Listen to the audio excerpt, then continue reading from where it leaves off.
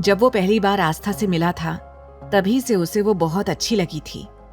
अब अरमान की बेरुखी देखकर उसे आस्था के लिए बहुत बुरा लग रहा था। वो बड़बड़ाते हुए बोला, इतनी स्वीट लड़की की जिंदगी में इतना हार्टलेस इंसान कैसे आ सकता है? देव 15 साल का था तब से वो अरमान के साथ था, इसीलिए अरमान उसे भी भाई के जैसा ही ट्रीट करता था। जब अरमान ने देखा कि देव भी बाकी सब में इन्वॉल्व हो गया है तो उसने गुस्से में कहा, अगर तुम सबकी फालतू बकवास बंद हो गई हो तो क्या हम जिस काम के लिए यहाँ आए हैं वो काम कर लें? अरमान की सख्ती देखकर सब शांत हो गए। वहीं ध्रुव और आहन को दादाजी की कही बातें याद थी कि उन्हें कुछ ऐसा करना है जिसकी वजह से आस्था और अरमान एक हो सकें। इसीलिए वो अपनी तरफ से हर मुमकिन कोशिश करना चाहते थे। तभी ध्रुव की नजर भी आस्था के कपड़ों पर गई। वो फिक्र से बोला, भाभी, क्या आपको मंदिर में कुछ परेशानी हुई थी? क्योंकि आपके कपड़ों पर ये धब्बे दिखाई दे रहे हैं। आस्था ने अपने कपड़ों की तरफ देखा। अब उसे एम्बैरेसिंग फील होने लगा। वो सोचने लगी, कहीं इन धब्बों का मतलब ये लोग कुछ और ना समझ लें। आस्था को इतना एम्बैरेस्ड होते हुए देखकर ध्रुव थोड़ा हड़बड़ा गया।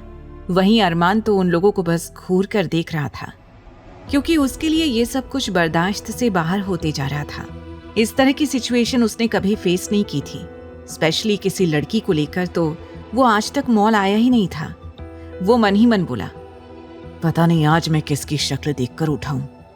आज कितना बेकार दिन गुजर रहा है। इन लोगों ने मेरा करोड़ों का नुकसान करवा दिया है। अब सारा काम रात में करना होगा। ऊपर से ये लड़की कितनी ज्यादा इरिटेटिंग है। और तो और ये लोग इस लड़की से इतना प्यार से कैसे बात कर सकते हैं?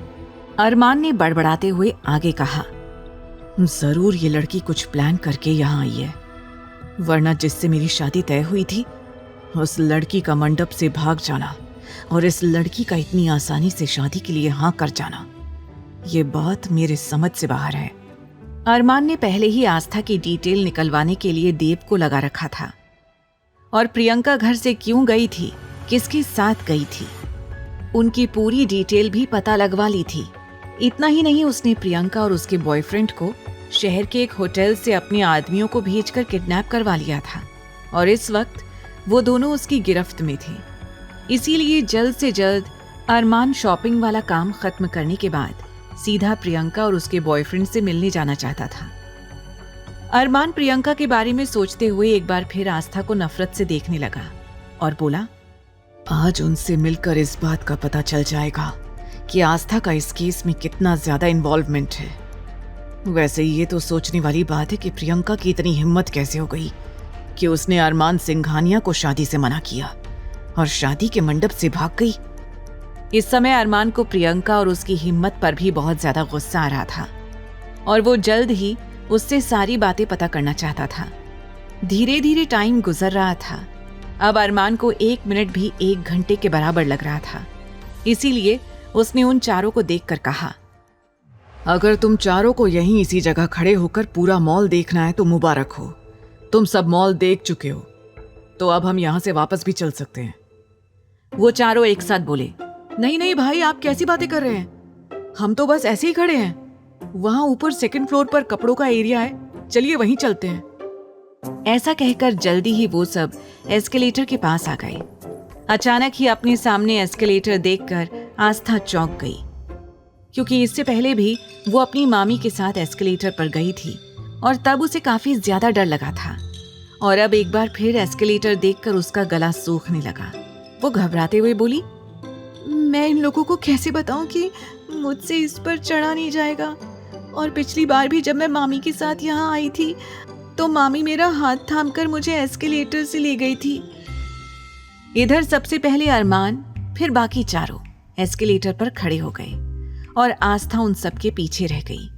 आस्था को छोड़कर बाकी सभी एस्केलेटर से सीधा ऊपर पहुंच गए। किसी ने भी पीछे मुड़कर आस्था की ओर नहीं देखा, क्योंकि वो चारों देव के साथ बातें करने में बिजी हो गए थे। अरमान सबसे आगे जा रहा था।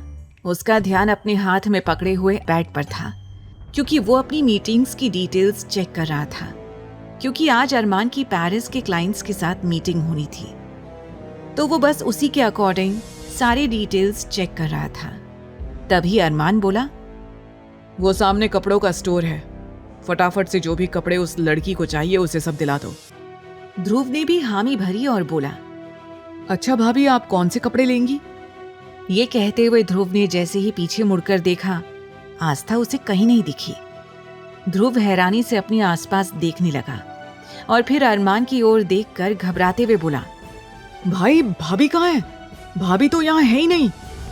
आगे की कहानी जानने के लिए देखें अगला एपिसोड सिर्फ पॉकेट एफएम के YouTube चैनल पर। और तेरे इश्क में के सारे एपिसोड्स को सुनने के लिए डिस्क्रिप्शन में दी लिंक से डाउनलोड करें पॉकेट एफएम ऐप।